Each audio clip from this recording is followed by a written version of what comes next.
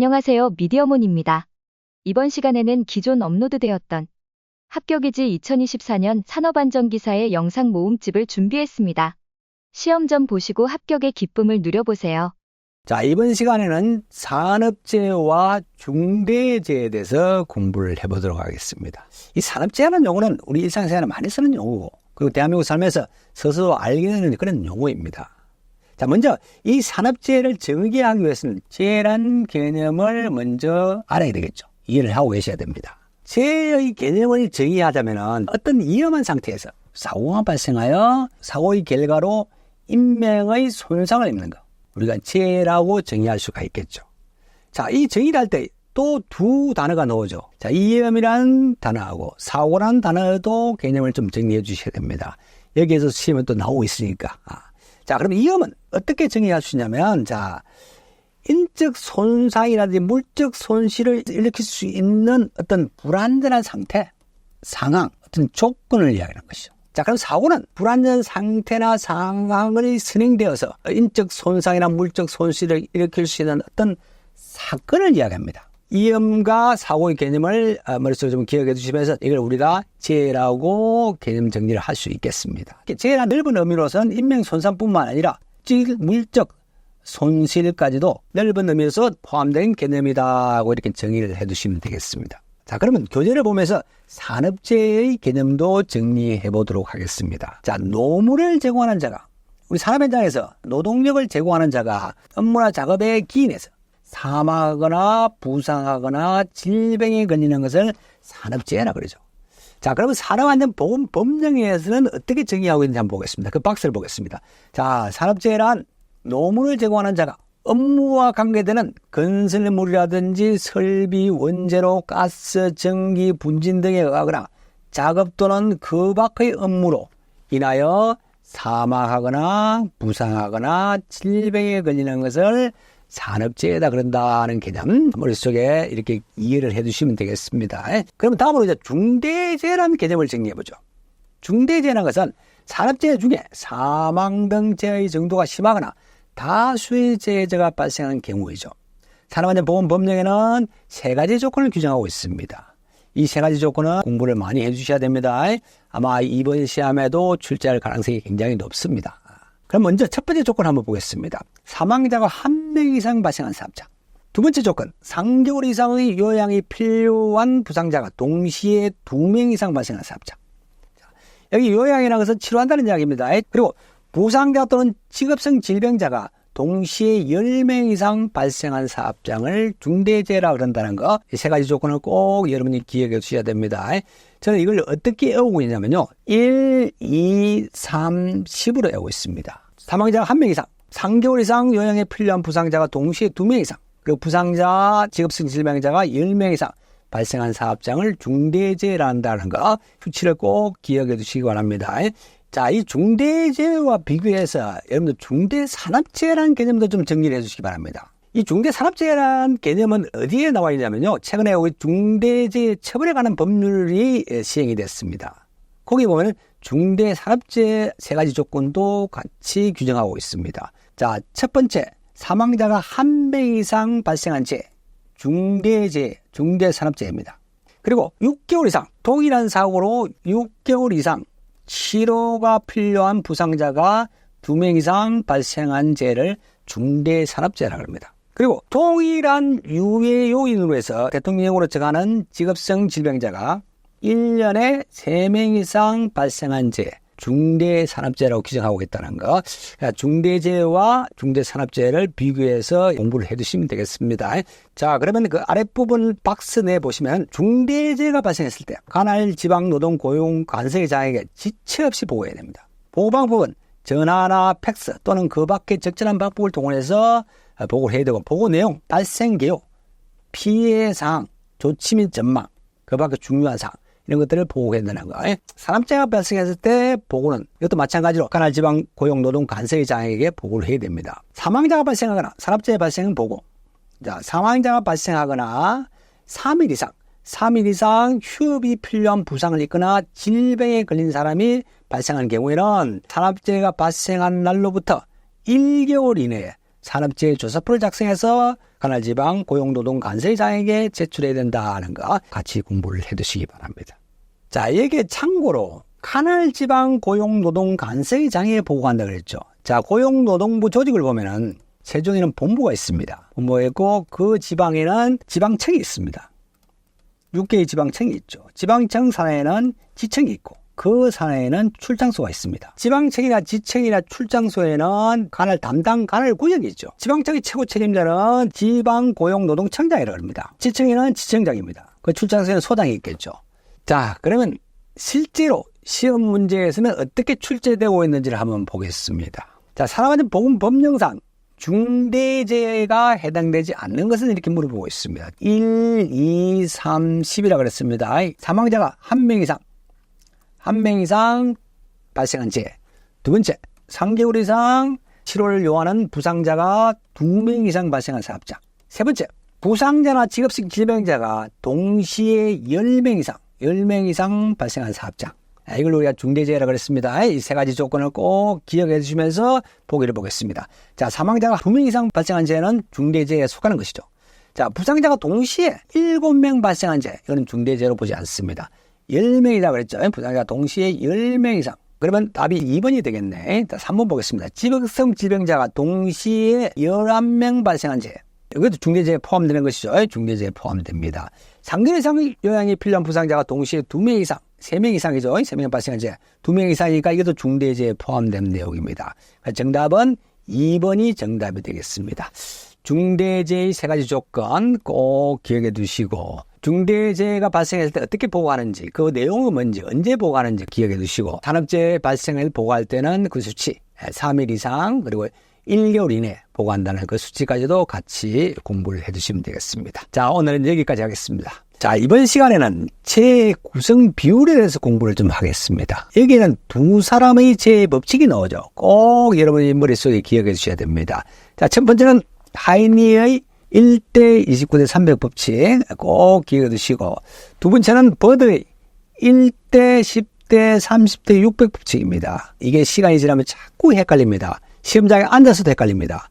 그래서 익숙해질 때까지 계속 공부를 해두셔야 됩니다. 자, 먼저 그러면 하이니의 1대 29대 300 법칙을 보겠습니다. 자, 사고가 330건이 발생했을 때 무상해 사고가 300건, 그리고 갱상해가 29건, 그리고 중상이 1건의 재해가 발생한다는 이론입니다. 여기 1은 중상입니다. 29는 갱상이라는 거, 300은 무상해 사고입니다. 하이니는 원래 보험회사에 근무하고 있었습니다.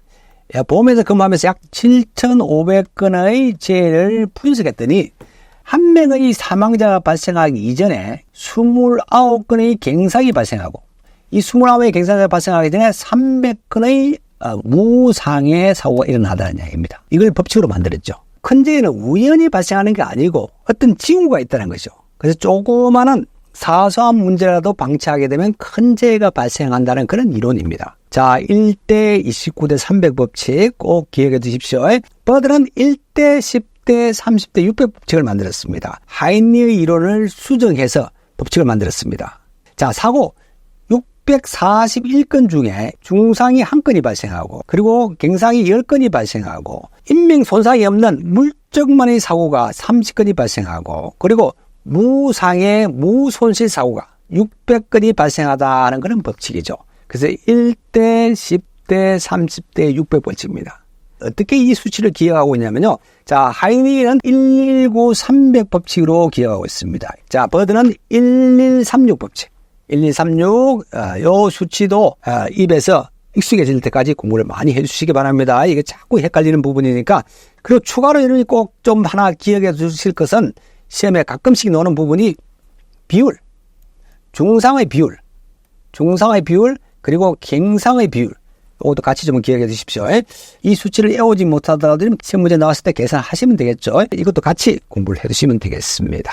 자, 이번 시간에 공부한 재해 구성 비율과 관련해서 어떤 식으로 실제로 출제가 되고 있는지를 문제를 한번 보겠습니다. 하이니의 재해 구성 비율에 따라서 갱상사고가 87건이 났습니다. 그러면 무상해 사고는 몇 건이 발생하겠는가 하고 이렇게 물어보고 있습니다. 자, 하인리의 재구성 비율 119 300 법칙하겠습니다. 1대 29대 300 법칙입니다. 자, 이런 얘기 중상이 되겠고 29는 갱상이 되겠습니다. 그리고 300은 무상해 사고가 됩니다. 자, 이 사업장에서는 자, 갱상이 87건이 발생했습니다. 자, 29에 87건이니까 3배가 되겠네. 자, 87 나누기 29 하니까 3배가 되죠. 자, 갱상이 3배가 됐습니다. 그럼 무상해 사고는 몇 건이냐 이렇게 물어보고 있죠. 자, 무상해 사고는 300의 3배가 돼야 되겠죠. 자, 그러면 900건이 되겠습니다. 자, 여기서 말하는 정답은 900건이 정답이 되겠습니다. 자, 이번 시간은 여기까지 하겠습니다. 자, 이번 시간에는 재발생 도미노 이론에 대해서 공부를 해보도록 하겠습니다. 자, 산업재해는 어떤 단계를 거쳐서 일어난다는 것입니다. 주로 학자들은 5단계를 거쳐서 일어난다고 합니다. 자, 이 5단계가 서로 상관적, 연쇄적으로 작용하여 발생하게 된다는 점. 이 5단계 중에 한 가지만 제거해도 예방을 할 수 있다는 그런 이론을 이야기합니다. 자, 그러면 교재 아랫부분에 나와 있는 네 분의 5단계 이론을 비교하면서 공부를 해보도록 하겠습니다. 자, 첫 번째는 하인이라는 분이 계시고, 그리고 버드라는 분이 있고, 아담스, 웨브라는 분이 계십니다. 이 이름을 영어로도 좀 알고 계셔야 됩니다. 시험에는 영어로 이름이 그대로 나오는 경우가 있습니다. 자, 하인리는, 자, 하인리, 버드, 아담스, 웨브. 저는 그럼 먼저 하인리 5단계 이론을 보겠습니다. 하인리는 1단계 원인을 사회적 환경이라든지 유전적 요소로 봤죠. 어떤 선체적 결합이죠. 선체적 결합을 1단계 기초 원인을 봤습니다. 2단계는 개인적 결함을 봤죠. 인간의 어떤 결함을 이야기하는 것이죠. 이걸 우리가 2차 원인이라고 그러죠. 2차 원인. 자, 3단계는 자, 직접 원인인 불안전한 행동과 불안전 상태에서 사고가 나고 상해가 발생한다는 거. 5단계 이론 꼭 기억해 두시고. 자, 버드는 그럼 1단계 이론을 제어 통제의 부족으로 봤습니다. 관리 통제의 부족이죠. 관리의 부족. 자, 2단계 원은 기본 원인, 기원으로 봤죠. 이 기본 원인은 우리가 일반적으로 개인적인 요인이 있을 것이고, 작업상 요인이 있죠. 개인적인 요인이라 그러면, 자, 지식이라든지 어떤 기능이 부족한 거. 그러니까 육체적이고 정신적, 개인적인 요인이라고 할 수도 있겠고, 자, 작업적 요인이라는 것은, 자, 기계라든지 설비의 결함을 이야기할 수 있는 것이고, 그리고 어떤 부적절한 작업 방법, 이런 것들이 어떤 작업 방법, 작업상의 요인들, 이런 요인들이 기본 원인으로 해서 직접 원인인 징후가 발생하고, 그리고 사고가 나고 상해가 발생한다는 거. 버드 이론입니다. 다음 아담스 이론을 보겠습니다. 아담스는 관리 구조 요인을 우리가 1단계 원인으로 봤습니다. 관리적 결함을 이야기하는 것이죠. 자, 2단계는 작전적 에러를 봤습니다. 경영자나 감독자의 잘못된 행동. 3단계는 전술적 에러를 봤습니다. 자, 작업자의 불안전한 행동과 조작에 의해서 사고가 나고 상해 및 손실이 일어난다는 것이죠. 자, 여기에서는 작전적 에러가 전술적 에러를 꼭 여러분이 기억해 주셔야 됩니다. 이 순서를 시험에서는 바꿔놓습니다. 여기에 우리가 작전이라든지 전술은 어떤 군사적인 용어죠. 작전은 상위 개념입니다. 전술은 하위 개념이죠. 작전이라는 것은 어떤 군사적인 목적을 이루기 위해서 필요한 조치나 방법을 강구하는 것을 우리가 작전이라고 그러고, 전술이라는 것은 그 작전 목적을 수행하기 위해서 병력 등을 운영하는 기술을 우리가 전술이라 합니다. 하위적 개념이죠. 꼭 이걸 기억해 두십시오. 자, F는 하인리의 이론과 거의 비슷합니다. 어떤 유전적과 환경 요인, 그리고 2단계는 인간의 어떤 결함에 의해서, 3단계는 불안전한 행동과 상태에 의해서 사고가 나고 재해가 발생한다는 것. 이 네 분의 5단계 이론을 비교해서 꼭 공부를 해 두시기 바랍니다. 자, 이 도미노 이론에 대해서는 여러 형태로 문제가 출제되고 있습니다. 5단계 이론에 대해서 순서가 맞는 것, 틀린 것. 그리고 네 분의 이론을 비교해서 문제가 출제되기도 하고, 여러 가지 형태로 문제가 출제되고 있으니까 요 네 분의 이론은 꼭 여러분이 머릿속에 기억해 두시고, 자, 출제된 기출문제를 한번 보겠습니다. 다음은 재발생 관한 이론이다. 가까이 재발생 이론의 단계를 잘못 다연한 것을 이렇게 물어보고 있습니다. 자, 먼저 하인리 이론이죠. 하인리 이론은 사회적 환경과 유전적 요소가 1차 원인이었습니다. 자, 2단계 개인적인 결합에 의해서 불안전한 행동 및 불안전 상태의 직접 원인에서 사고 재해가 난다는 것이 맞는 것이고, 버드 이론 보겠습니다. 자, 재해 관리 부족이죠. 재해 관리 부족 1단계 원인을 보고 기본 원인을 2단계로 봐서 직접 원인인 징후가 나타나서 접촉 사고가 나고 재해 손실이 일어난다는 거, 이걸 맞는 것이고. 자, 4번 보겠습니다. 아담스 이론. 기초 원인이 1단계 원인이라고 해도 이게 아니죠. 어떤 관리 구조의 결함에서 1단계 원인을 봤습니다. 그리고 작전적 에러. 자, 경영자나 감독자의 행동이 잘못. 그리고 전술적 에러. 그래서 사고가 나고 재해가 난다는 거. 이게 틀린 것이죠. 자, 답은 3번이 되겠고, 외부 이론은 유전과 환경의 1단계고, 환경의 원인에서 인간의 결함으로 해서 3단계는 불안전한 행동과 상태에 의해서 사고가 나고 재해가 발생한다는 것입니다. 자, 여기는 하이니 이론과 버드 이론, 아담스 이론, 이 세 가지는 꼭 여러분이 머릿속에 기억해 주셔야 됩니다. 시험에 자주 출제가 되고 있는 부분입니다. 자, 오늘은 여기까지 하겠습니다. 자, 오늘은 여러분과 같이 안전관리 조직 행태에 대해서 공부를 해보도록 하겠습니다. 자, 먼저 산업안전보건법령에서 정하고 있는 안전보건관리 체계에 대해서 조직도를 보면서 간략하게 정리하고 또 구체적으로 공부를 하도록 하겠습니다. 자, 그러면 조직도를 한번 보겠습니다. 자, 사업장에는 사업주가 있죠. 제조업 같은 경우는 공장장이 있을 것이고, 건설현장 같은 경우는 현장마다 소장이 있겠죠. 그 소장 밑에는 각 부서장이 있습니다. 각 부서장이 있고, 각 과장이 있고, 각 직조 반장이 있죠. 이분들을 우리가 관리감독자라 그러죠. 그 관리감독자 아래에는 작업자들이 있습니다. 이걸 우리가 생산 라인이라고 그러죠, 라인. 자, 그리고 안전보건 관리 업무를 총괄하기 위해서 실질적으로 그 사업장에 실질적인 책임 있는 책임자를 안전보건 관리 책임자로 선임해서 운영하게끔 되어 있고, 그리고 도급 사업장에서 관계 수급인과 같은 장소에서 근무를 할 경우에는, 작업을 할 경우에는 안전보건 관리 책임자를 안전보건 총괄 책임자로 지정해서 운영하게끔 되어 있습니다.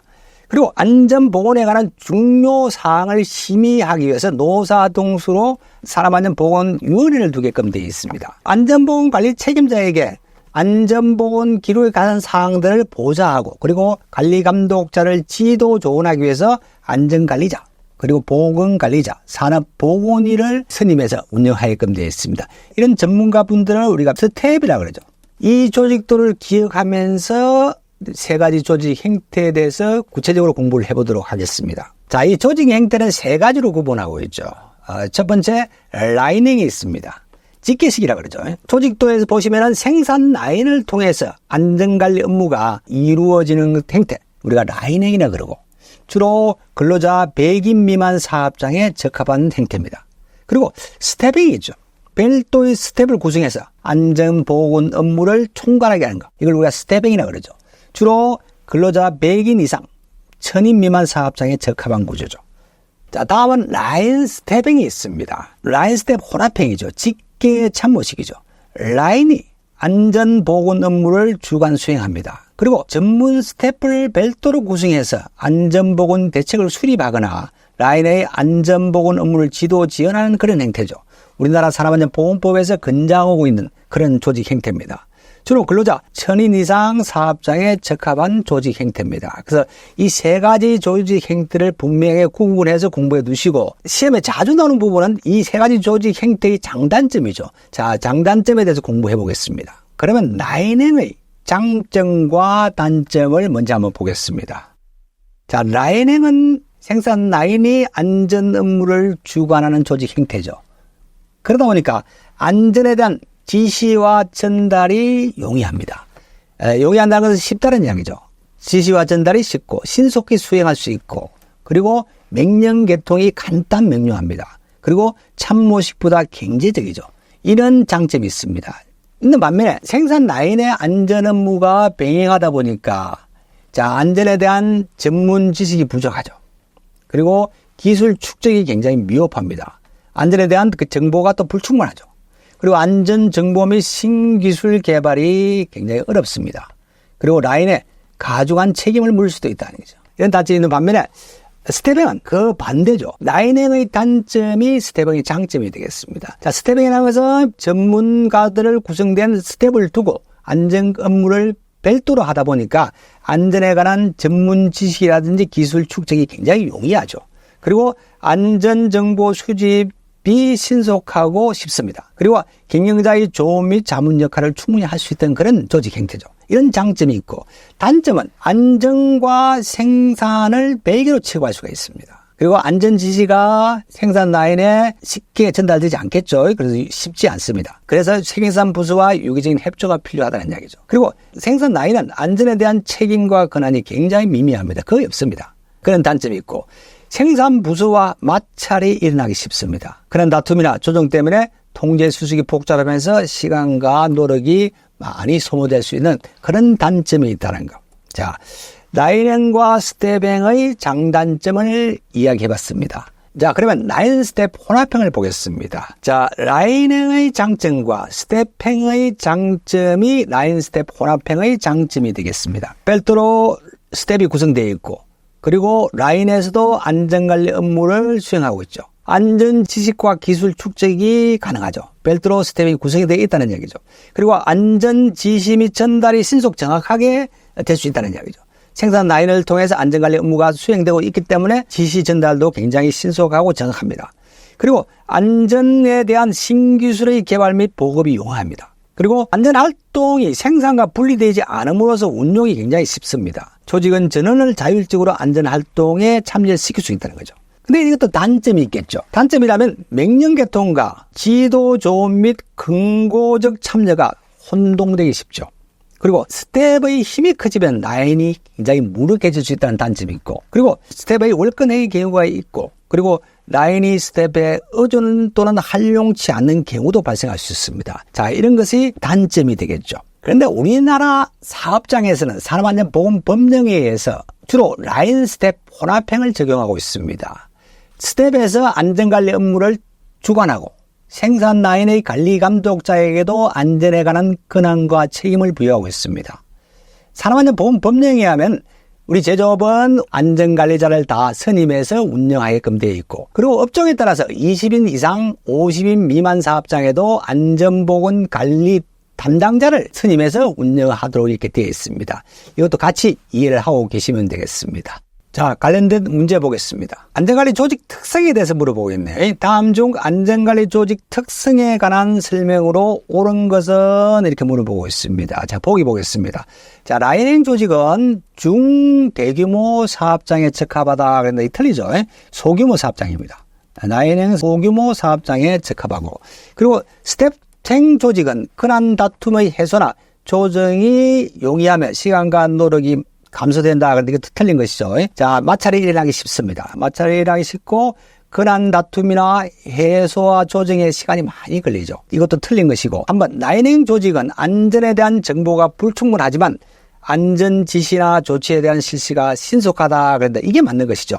자, 3번이 정답이 되겠고, 그런 것은 보기 4번은 라인 스텝행 조직은 대규모 사업장에 적합합니다. 여기까지 맞죠? 그리고 조직은 전원의 자율적 참여가 어려운 단점이 있다. 그런데 이게 아니죠. 자, 자율적 참여가 가능한 조직 형태입니다. 자, 그래서 답은 3번이 되겠네. 자, 오늘은 여기까지 공부하겠습니다. 자, 이번 시간에는 여러분과 같이 안전관리자의 업무 그리고 선임에 대해서 공부를 하도록 하겠습니다. 자, 안전관리자의 업무는 안전에 관한 기술적인 사항에 관해서 안전보건관리 책임자를 보좌하고 또 관리감독자를 지도 조언하게 되어 있죠. 안전관리자의 업무를 산업안전보건법령에 정한 10가지를 여러분의 머릿속에 좀 기억해 주셔야 되는데, 한 항목마다 키워드를 하나를 정해서 공부해 두시면은 아마 필기 부분에 보기에 나왔을 때 정답을 골라내는 데는 어렵지는 않을 겁니다. 자, 첫 번째 조항을 한번 보겠습니다. 자, 산업안전보건위원회 또는 안전보건에 관한 노사협의체에서 심의 의결한 업무, 그리고 사업장의 안전보건관리 규정 또는 취업규칙에 정한 업무, 그리고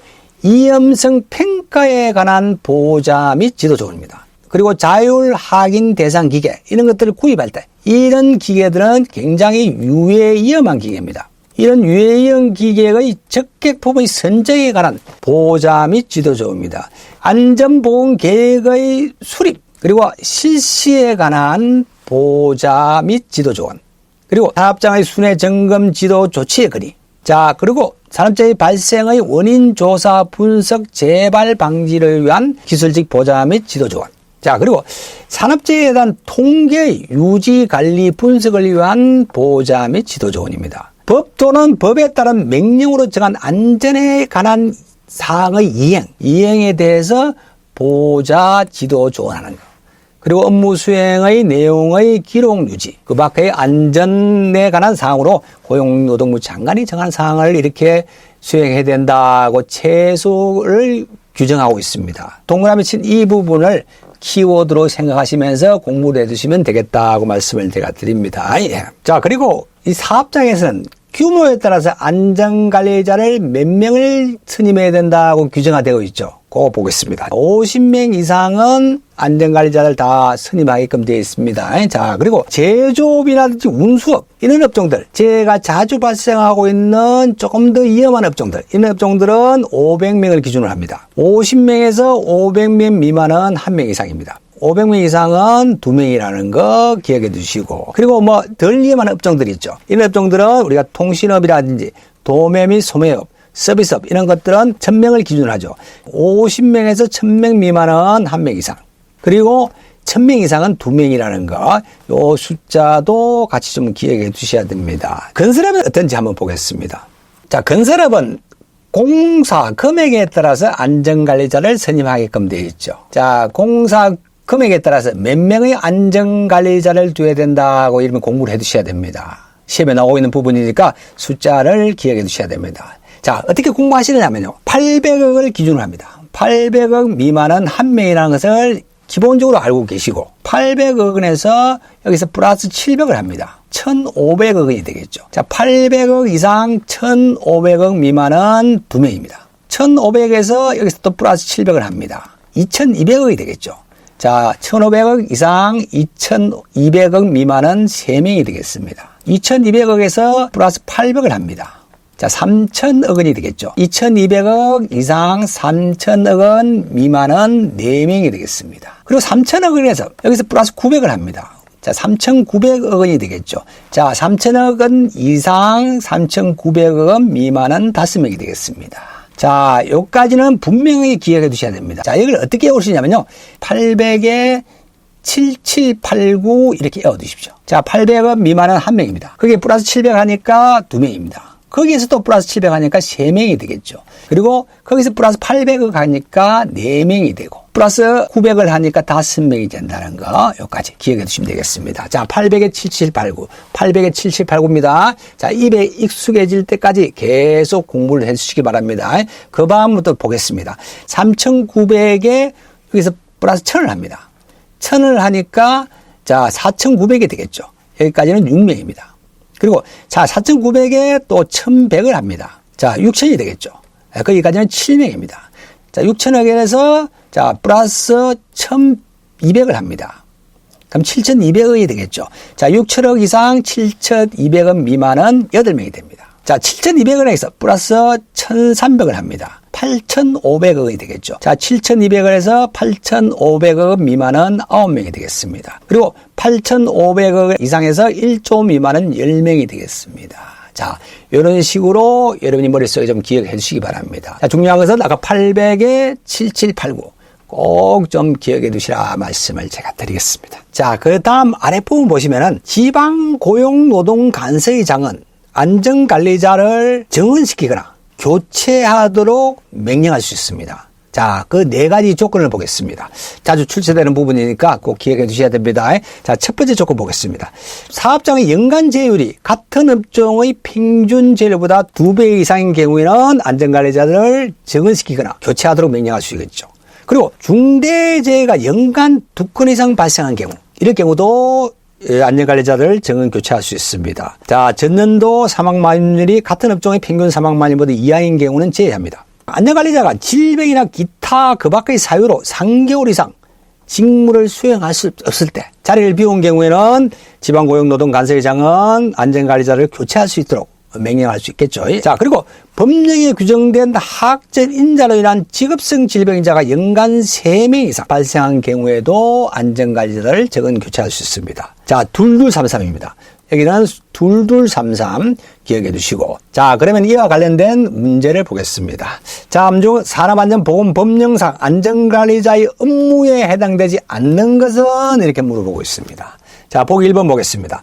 자, 해당 사업장 안전교육 계획의 수립과 안전교육 실시에 관한 보호자 및 지도자 해당되는 것이죠. 안전보건 계획의 수립, 실시에 관한 보호자 및 지도자 안전관리 업무에 해당됩니다. 그리고 자, 안전문제의 산업재해에 관한 통계 유지, 관리, 분석을 위한 보호자 및 지도 이것도 해당되는 것이죠. 자, 3번 도급사업에 있어서 수급인의 안전보건 관리비의 집행 감독과 그 사용에 관한 수급인 간의 협의 조정 이것은 안전보건 총괄 책임자의 업무에 해당되는 겁니다. 안전관리자 업무에 안 된다는 이야기죠. 답은 3번이 되겠고. 자, 다음은 4번 안전보건 관리 규정 및 취업 규칙에 정한 안전에 관한 사항을 위반한 근로자에 대한 조치 거리 이것도 해당이 되는 것이죠. 자, 이번 시간에는 여러분과 같이 안전보건 개선 계획의 수립과 시행에 관련된 내용을 공부하도록 하겠습니다. 사업장에서 산업재해가 발생하게 되면 고용노동부에서는 여러 가지 행정 조치를 합니다. 그중에 산업재해의 심각성에 따라서 안전보건 진단을 명령할 수 있고 그리고 안전보건 개선 계획을 수립하고 시행하도록 명령할 수 있고 그리고 안전보건 진단을 받아서 안전보건 개선 계획을 수립 시행하도록 이렇게 할 수가 있습니다. 안전보건 진단이라는 것은 자, 사업장에서 추락, 붕괴, 그리고 화재 폭발, 이염물질의 누출 이런 것 등으로 해서 산업재해 발생 위험이 굉장히 높은 사업장에 대해서는 고용노동부에서는 안전보건 진단을 받으라고 명령할 수 있습니다. 자, 안전보건 진단 보고서에서는 자, 재해 발생 원인이라든지 그리고 작업 조건, 방법에 대한 평가에 대한 항목들이 포함되어 있어야 되고 명령을 받은 사업장에서는 15일 이내에 진단기간에 의뢰해야 됩니다. 15일 이내에 의뢰하고 자, 의뢰를 받은 진단기간에서는 30일 이내에 진단을 실시하고 보고서를 작성해서 사업주와 고용노동관세의장에게 제출하게끔 되어 있다는 것. 여기까지만 여러분 기억해 주시면 되겠습니다. 자, 그러면 안전보건 개선 계획은 고용노동부 장관은 산업재해 예방을 위해서 종합적인 개선 조치가 필요하다고 인정할 때는 사업주에게 그 사업장의 시설 그 밖의 상황에 관해서 안전보건 개선 계획을 수립하고 시행할 수 있도록 명령할 수 있습니다. 그 조건이 있죠. 그 대상 사업장이 있습니다. 대상 사업장을 보겠습니다. 산업재해율이 같은 업종의 규모별 평균 재율보다 높은 사업장. 높은 사업장은 자, 안전보건 개선 계획을 수립하고 시행하도록 명령할 수 있습니다. 그리고 사업주가 필요한 안전조치 및 보건조치를 이행하지 않아야 중대재해가 발생한 사업장. 자, 그리고 자, 연간 직업성 질병자가 2명 이상 발생한 사업장. 그리고 법령에 의한 유해 인자의 노출 기준을 초과한 사업장에서는 안전보건 개선 계획을 수립해서 시행하도록 명령할 수 있습니다. 자, 이 대상 사업장 4가지 기억해 두시고 안전보건 개선 계획을 수립할 때는 산업안전보건위원회의 심의를 꼭 거쳐야 됩니다. 그리고 산업안전보건위원회가 없는 사업장에서는 근로자 대표의 의견을 드려야 됩니다. 과정을 거쳐야 된다는 거 꼭 기억해 두시고 안전보건 개선 계획을 수립 명령을 받은 사업주는 60일 내에 보고서를 작성해서 지방고용노동관세청에 제출해야 됩니다. 60일 이내입니다.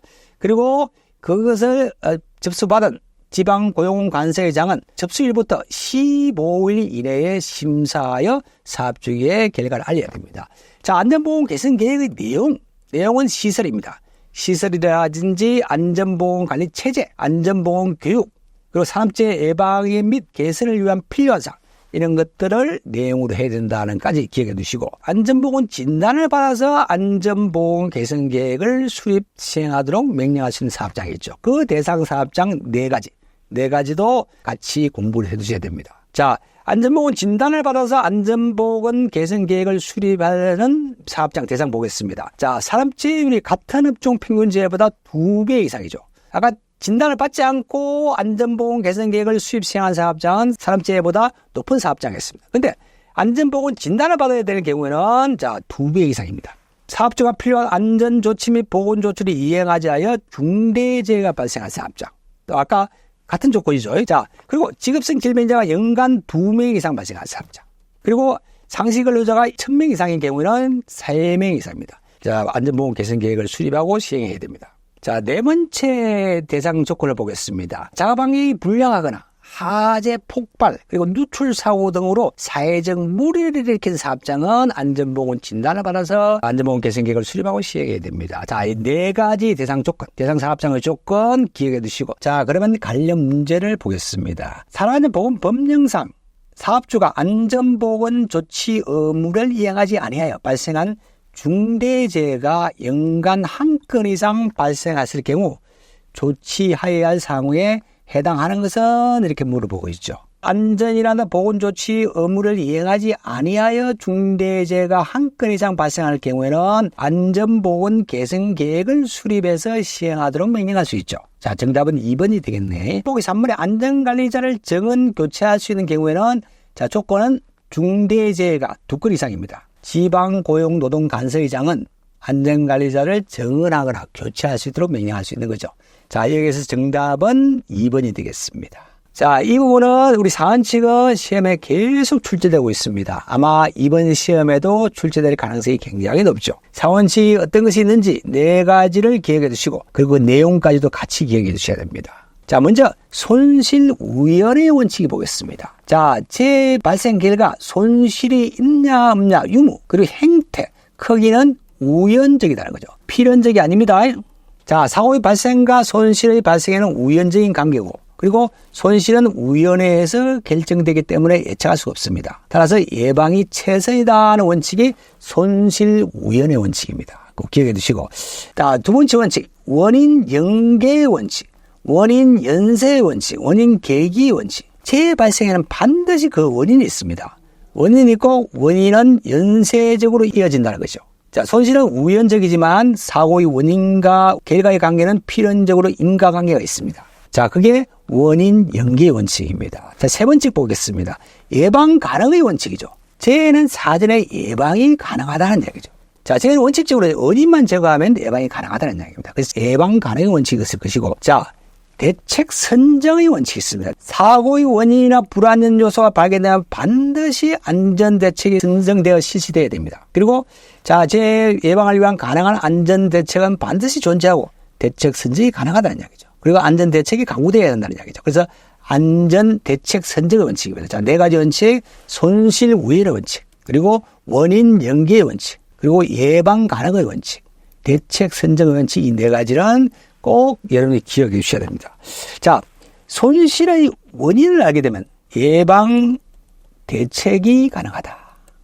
자, 손실 우회의 원칙, 그리고 원인 연계의 원칙, 예방 가능의 원칙, 대책 선정의 원칙, 네 가지. 손실의 원인을 알게 되면 예방과 대책이 가능하다. 그런 이야기입니다. 자, 그렇게 외워두시면 되겠습니다. 자, 다음은 사고 예방 대책의 5단계를 보겠습니다. 하이니의 이론이죠. 5단계 대책 순서 기억해 두시고, 그리고 그 내용에 대해서 좀 공부를 해 주시고, 그리고 특히 합의 3를 통한 안전대책 적용, 교육적 대책, 기술적 대책, 동료적 대책, 이 세 가지 기억해 두시고, 자, 그러면 단계별 한번 순서를 보겠습니다. 자, 1단계죠. 1단계는 안전관리 조직입니다. 안전관리 조직을 구성해서 안전활동을 실시하는 그런 단계죠. 자, 안전조직을 통해서 안전 업무를 수행하는 단계입니다. 경영자의 안전 목표를 설정한다든지, 안전관리자를 선임한다든지, 그리고 안전활동의 방침 및 계획을 수립한 이런 단계죠. 1단계입니다. 2단계는 사실을 발견하는 단계죠. 자, 불안전한 요소나 상태 등을 발견하는 단계죠. 자, 현상 파악하는 단계죠. 자, 사고 조사를 통해서, 사고 및 활동 기록 검토를 통해서, 자, 분석을 통해서, 안전보건 진단을 통해서, 직원의 건의를 통해서 불안전한 상태나 행동을 발견하고, 그리고 안전회의 및 토의를 통해서 사실을 발견하는 단계죠. 자, 세 번째는 분석 평가하는 단계입니다. 원인을 규명하는 단계죠. 직접적인 원인과 간접 원인을 규명하는 단계입니다. 자, 그 분석을 통해서 안전성 진단 및 평가 분석을 통해서, 사고 보고서 및 현장 조사 분석을 통해서, 사고 기록을 통해서, 인적 물적 조건의 분석을 통해서, 자극 공정의 분석을 통해서 사고 원인을 규명하는 그런 단계죠. 자, 3단계 분석 평가 단계였습니다. 자, 4단계는 대책을 선정하는 단계죠. 대책을 수립하는 단계입니다. 기술 측면에서 개선한다든지, 교육 및 훈련을 개선한다든지, 수칙을 개선한다든지 그리고 인사 조정을 하는 이런 단계, 대책 선정의 단계죠. 마지막 단계에서는 대책을 적용하는 단계죠. 합의라는 분이 제시한 이론 3E를 통해서 대책을 적용하고 있습니다. 자, 여기 합의라는 분은 영어로도 기억해 두시고, 그리고 어떤 시험에는 합의라고 나오기도 하고 어떤 시험에는 합의라고 나오기도 합니다. 동일한 분입니다. 동일한 분이라는 걸 기억해 두시고. 그럼 3E가 뭐냐? 자, 첫 번째는 교육적인 대책이죠. 교육 훈련을 실시한다는 거. 에듀케이션 E입니다. 자, 그럼 기술적인 대책이죠. 기술적인 대책은 엔지니어링이죠. 자, 기술적인 조치를 한다는 거죠. 작업 환경을 개선한다든지 안전 기준을 설정한다든지 이런 것들은 기술적 대책에 들어온 것이고, 자, 독려적 단속적 대책이죠. 인포스먼트입니다. E입니다. 그래서 3E죠. 자, 감독이라든지 규제, 관리를 강화한다는 거. 적합한 기준을 선정한다는 거, 안전 규정 및 규칙을 준수하게 한다는 거, 근로자에게 기준을 이해시키는 거, 이런 것들을 우리가 독려적, 단속적, 관리적 대책이죠. 자, 이 세 가지 대책을 통해서 적용한다는 거. 여기까지도 기억해 두시고. 자, 그러면 다음에 그림을 보면서 다시 한번 이해를 해보겠습니다. 자, 먼저 조직을 구성하는 거죠. 안전보건관리 책임자라든지 안전관리자, 보건관리자, 관리감독자를 선정을 해서 조직을 구성하고, 그리고 2단계는 사실을 발견하는 단계죠. 안전점검이라든지 사고조사를 통한 불안전한 상태나 불안전 행동을 발견하는 그 단계. 자, 3단계는 분석입니다. 평가 분석하는 단계입니다. 자, 사고 요인의 원인을 분석한다든지 재해를 분석하고 경제적 손실 등을 분석하는 그런 단계죠. 그리고 대책을 수립하죠. 분석 결과에 대한 적합한 대책을 수립하는 겁니다. 기술 개선을 한다든지 교육 및 훈련을 개선한다든지 수칙을 개선하는 이런 대책을 수립하고, 합의의 3를 통해서 대책을 적용합니다. 자, 에듀케이션, 교육을 실시한다든지, 그리고 엔지니어링, 자, 기술적 조치를 한다든지, 그리고 인포스먼트, 단속적 대책, 관리적 대책, 감독이라는 규제, 관리를 강화한다는 이런 대책을 적용하는 단계. 자, 5단계 순서와 내용을 공부하였습니다. 자, 이에 관련된 문제를 보겠습니다. 제방의 4원칙에 해당되지 않는 것은 이렇게 물어보고 있습니다. 자, 4원칙을 이렇게 꼭 기억해 두셔야 된다 그랬습니다. 그리고 그 내용에 대해서도 꼭 공부를 해서 기억해 두셔야 됩니다. 시험에 자주 출제되고 있는 부분이라는 것을 꼭 감안해서 공부를 해 두시기 바랍니다. 손실의 원인을 알게 되면 예방과 예방 대책이 가능하다, 이렇게 외우두라고 그랬습니다. 자, 손실 우연의 원칙, 원인 연계의 원칙, 예방 가능의 원칙, 대책 선정의 원칙. 자, 보겠습니다. 예방 가능의 원칙, 원인 계기 원칙, 손실 필연의 원칙.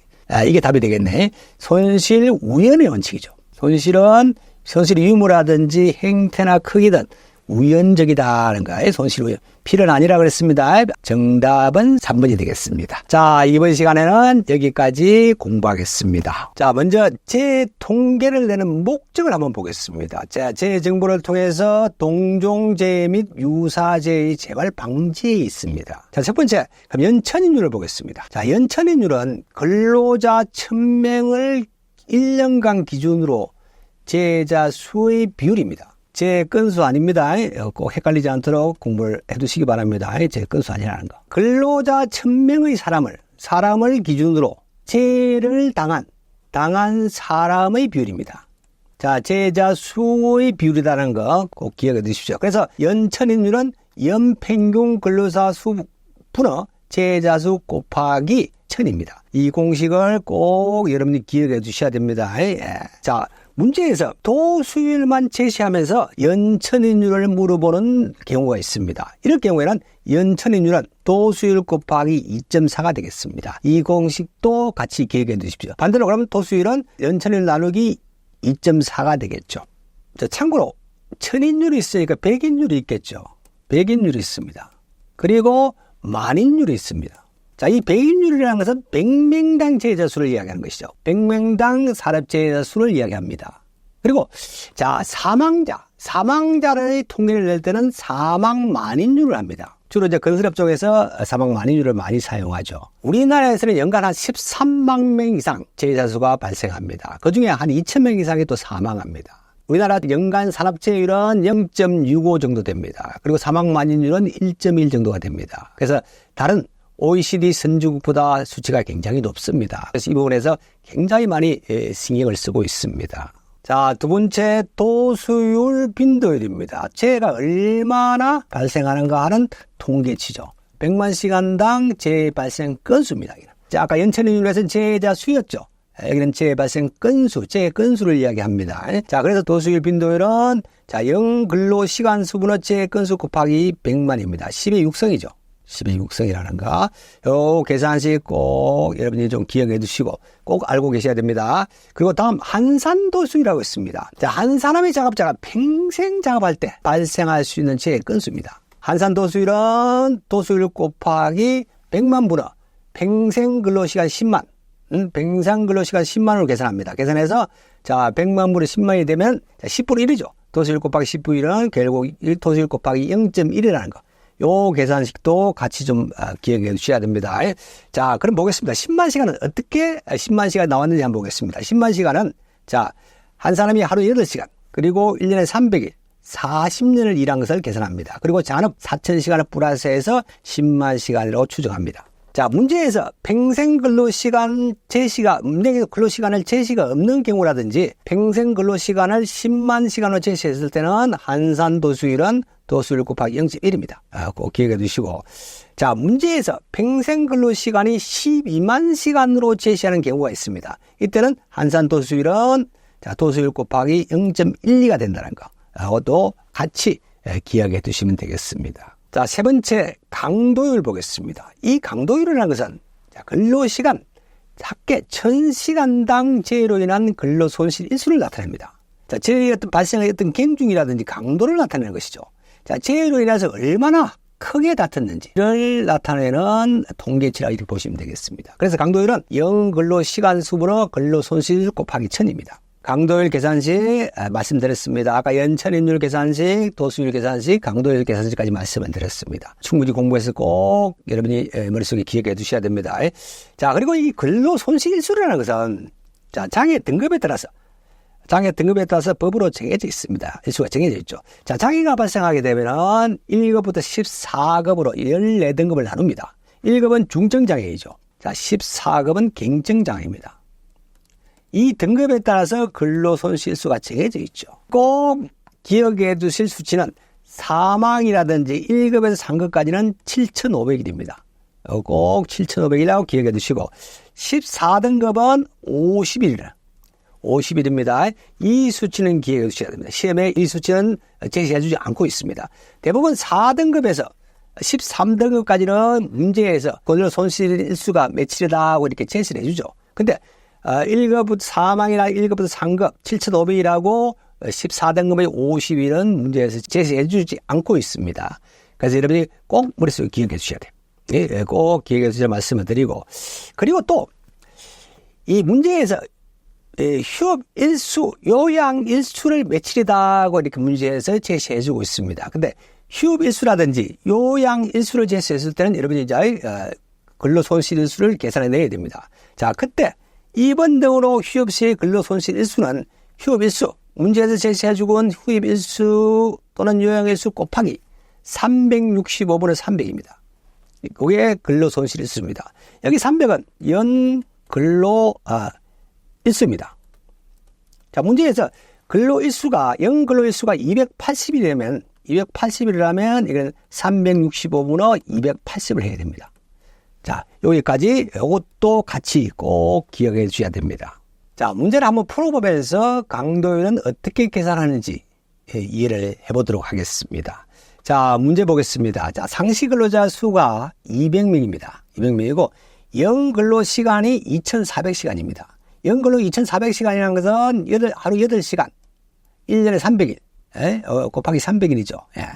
자, 이 사업장에서는 재해가 4건이 발생했습니다. 그러니까 4건이 발생해서 사망자가 1명이 발생하고 휴업일수가 500일이 발생했습니다. 자, 이때 강도율은 연근로시간수죠. 연근로시간수, 상시 근로자가 200명이고 연근로시간수가 2,400시간이라고 그랬습니다. 자, 사망자가 1명 발생했죠. 사망자 1명 발생했을 때는 근로손실수가 아까 7,500이라 했습니다. 이거는 여러분이 꼭 머릿속에 기억해 주셔야 됩니다. 문제에서 제시해 주지 않고 있습니다. 자, 플러스, 7점엔 플러스.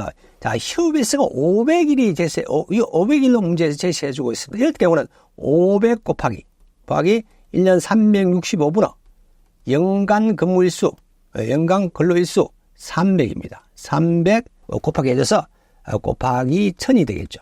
1000입니다. 자, 이렇게 계산하는 거죠. 자, 이렇게 계산 16.48이 나왔습니다.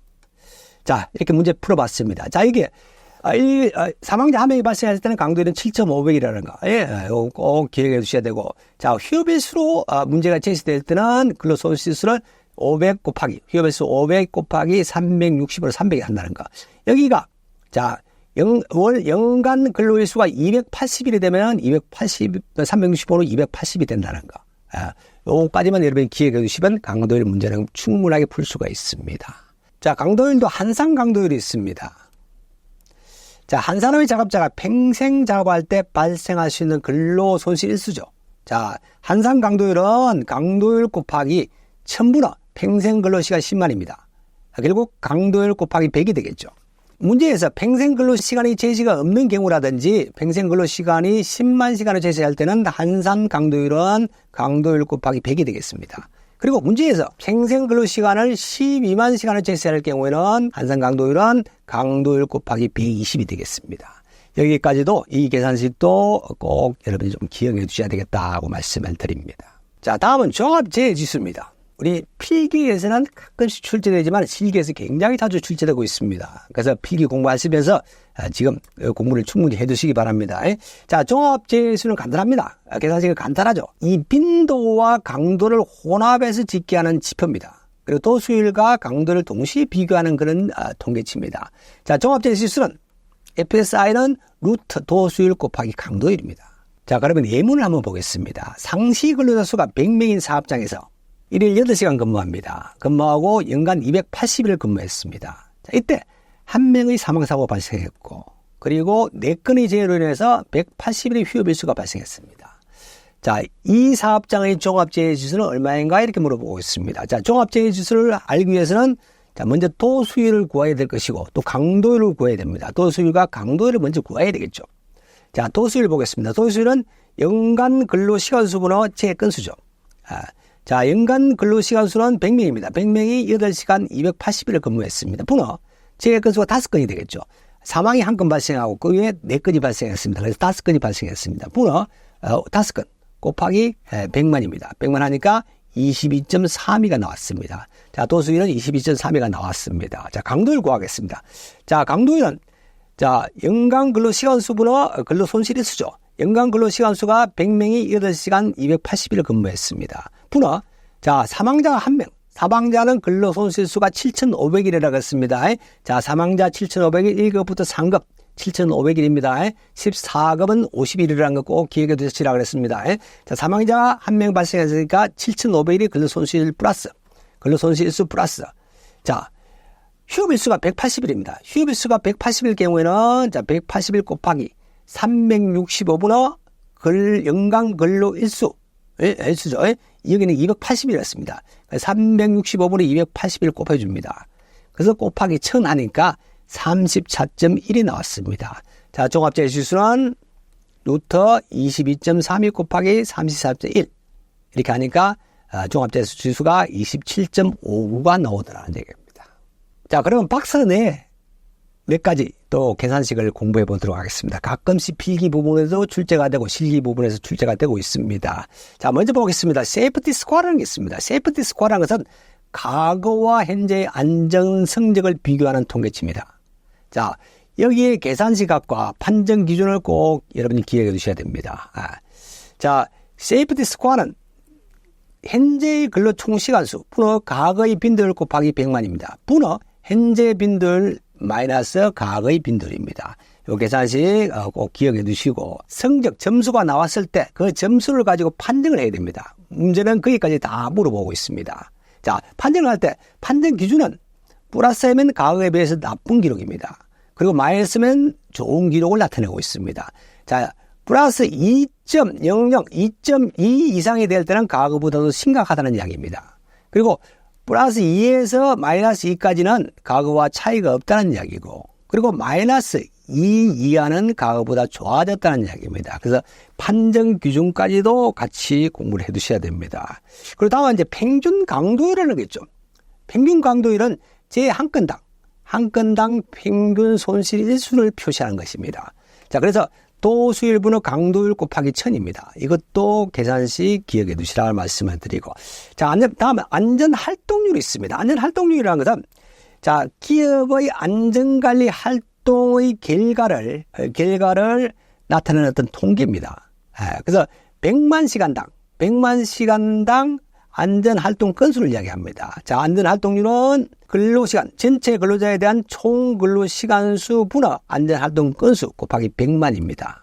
요 계산식도 기억해 주시기 바랍니다. 자, 문제는 여기도 출제가 되고 있으니까 같이 추가로 꼭 공부를 해 주시기 바랍니다. 자, 관련 문제 보겠습니다. 500명의 근로자가 근무하는 사업장에서 연간 30건의 재해가 발생해서 35명의 재해로 인한 250일의 근로 손실이 발생했습니다. 자, 이럴 경우 이 사업장의 재해 통계에 관한 설명으로 틀린 것은 이렇게 물어보고 있습니다. 자, 이 문제에서는 연천인율, 도수율, 강도율을 다 물어보고 있습니다. 자, 그 세 가지를 다 계산해 내야 되겠죠. 자, 먼저 연천인율을 한번 보겠습니다. 연천인율은 평균 근로자 수분의 재해자 수를 이야기하는 것이죠. 자, 연천인율 곱하기 1000이죠. 자, 여기에 근로자 수는 연간 평균 근로자 수는 500명입니다. 500명 분의 재해자 수를 이야기하는 거죠. 35명의 재해자 수가 발생했습니다. 곱하기 1000을 하면 되겠죠. 자, 1000을 하니까 70이 되겠네요. 70이 나왔습니다. 자, 그러면 이 사업장의 연천인율은 7이라고 하는데 이게 70이죠. 답은 3번이 틀린 것이 되겠고. 자, 두 번째 보겠습니다. 도수율. 자, 도수율은 연근로시간수분의 제 건수를 이야기하는 것이죠. 자, 보겠습니다. 자, 연근로시간수가 500명 곱하기 이 문제에서는 연근로시간수가 제시되지 않고 있죠. 이럴 경우는 근로시간이 명시되지 않을 경우에는 연간 1인당 2,400시간을 적용합니다. 2,400시간이라는 것은 하루 8시간 곱하기 1년 300일 이걸 적용합니다. 그래서 문제에서는 제시하지 않고 있죠. 이럴 경우는 2,400시간을 제시합니다. 이자선을 적용합니다. 제 건수라고 그랬죠. 30건이 발생했습니다. 곱하기 100만 이렇게 계산하니까 도수율은 25가 나왔습니다. 자, 이거는 25가 나왔죠. 이 사업장의 도수율은 25다는 것은 맞는 것이죠. 맞는 것이고. 다음 세 번째. 자, 강도율을 보겠습니다. 강도율은 연 근로시간수분의 500 곱하기 2,400이죠. 2,400시간 분의 근로 손실의 수가 250일이 나왔습니다. 250일 곱하기 1000이죠. 이렇게 계산하니까 강도율은 0.21이 나왔습니다. 자, 이거는 맞는 것이죠. 0.21이 나왔다는 거 맞는 것입니다. 자, 그래서 틀린 것은 정답은 3번이 되겠습니다. 자, 지금까지 산업재해율과 계산 방법에 대해서 공부를 했습니다. 자, 산업재해율 계산하는 계산 문제는 반드시 출제된다고 말씀을 드렸습니다. 필기뿐만 아니라 실기에도 반드시 출제가 됩니다. 그래서 충분히 공부하셔서 틀리지 않도록 하시기 바랍니다. 제 경험에 의하면 이 계산식은 계속 헷갈렸습니다. 공부할 때는 외웠지만은 시간이 지나면 또 헷갈리고 했습니다. 그래서 여러분도 시험 당일날 시험 보기 전에 다시 한번 확인하시고 시험에 임하시면 틀리지 않을 것입니다. 자, 오늘도 화이팅 하십시오.